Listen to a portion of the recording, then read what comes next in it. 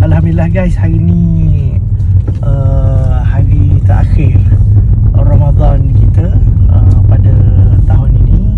Alhamdulillah, InsyaAllah tengok anak bulan sama ada esok atau lusa raya boleh jadi hari yang terakhir Ramadan ataupun second last Ramadan. Dan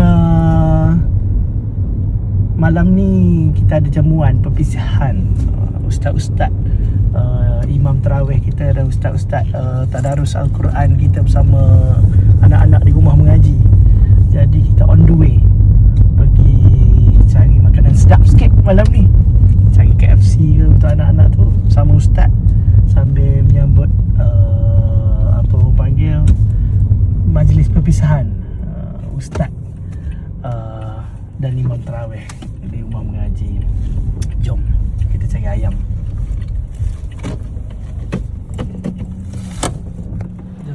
Okay, Alhamdulillah kita dah sampai dah kat KFC di Kuantan ni.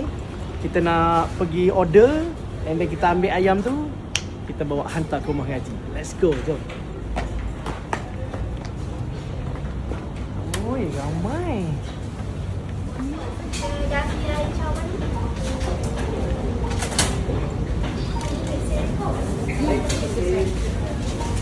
Alhamdulillah dah siap.